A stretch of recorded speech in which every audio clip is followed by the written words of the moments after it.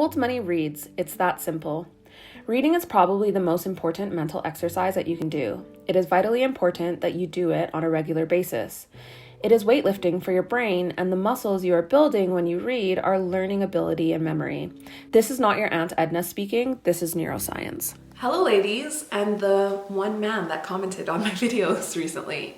Welcome to my channel. If you're not familiar with me, my name is Nicole and I've been on a little bit of a level up journey, and with that, I've noticed there's some things that you can level up with and in without money, but there are going to be areas where we do need money. And so that's where I've been enjoying talking to you all about this book this month, the Old Money book, How to Live Better While Spending Less, The Secrets of America's Upper Class. So if that sounds like your taste, then I would be so honored if you joined this little community and subscribed and press the like button, and that will allow me to gauge if you're enjoying this series or not. You can always leave a comment as well. So with that, let's talk a bit more about reading.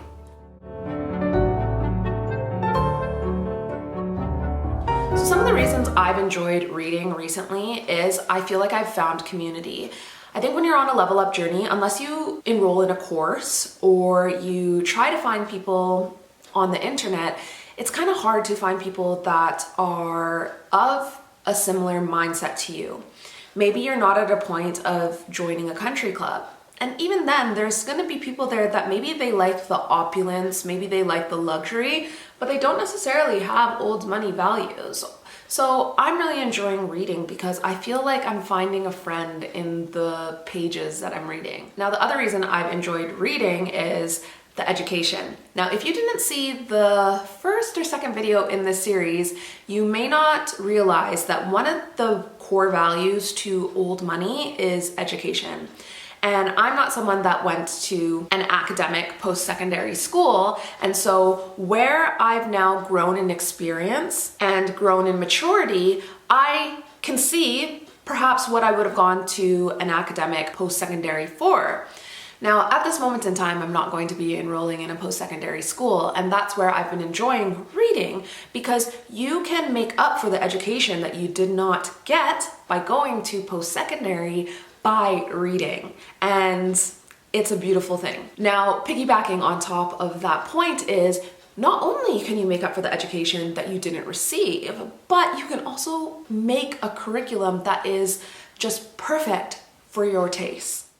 Reading will improve the quality of your life and the quality of your relationships, as the quality of your conversation will in large part be dependent on what you have to read. Intelligent, well-read people seldom have lengthy or regular conversations with those who do not read well. So one of the things that I hear all the time is, I don't enjoy reading, I can't read, I get distracted when I read.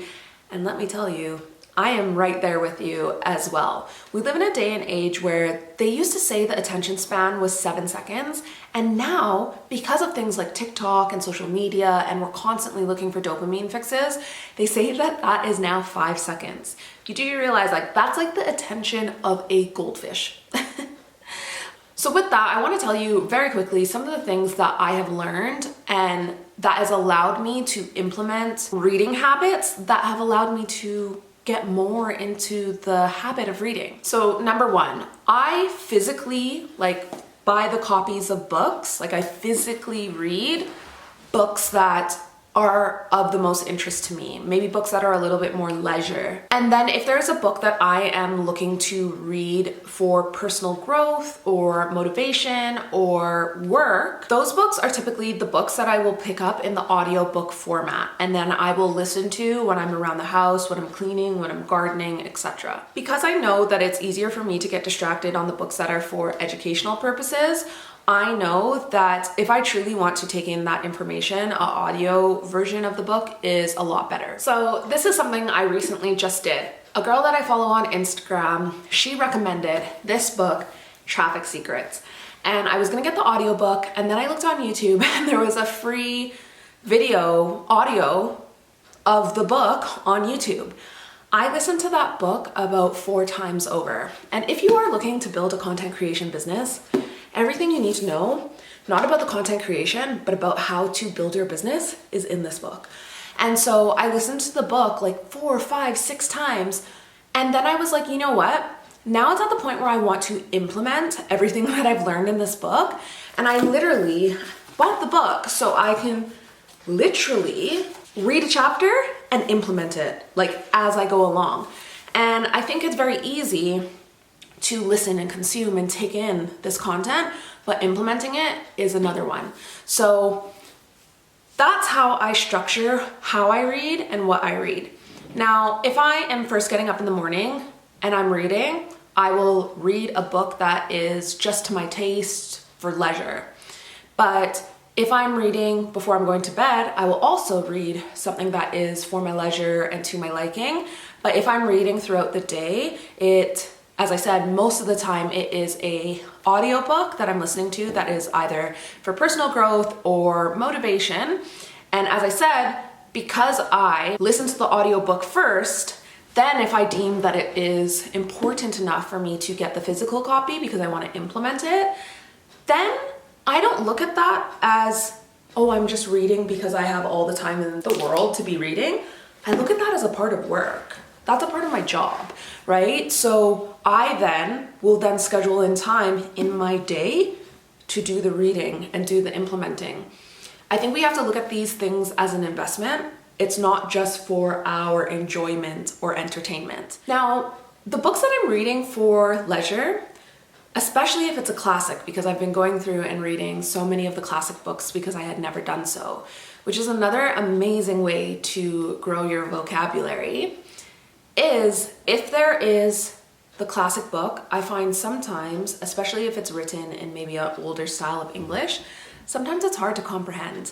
And I'm loving, after I read the book, to then go watch the movie, because maybe there were parts that I missed and didn't fully understand, but then when I go and I watch the movie, it allows me to connect the dots that perhaps I missed. Now, the other thing that I'm enjoying reading for, especially living in England, is the fact that a lot of the classic books have been written on this side of the world. So it's amazing to see what this person has written and then going out into the world and then seeing these things on my doorstep. I know that's going to be a little bit subjective just for me. Equally, the other reason why I've been enjoying reading is the fact that you can pick up books that are maybe a little bit more traditionally minded and people speak quite freely on them. Whereas I feel like if you are someone with a little bit more traditional values and you're sharing your journey on social media, you can see that these people are getting a lot of backlash, and then that also reserves them from sharing their ultimate truth. Whereas I feel like books, if someone publishes a book, it's not going to go viral necessarily. It's not going to bring in public hate because no one can write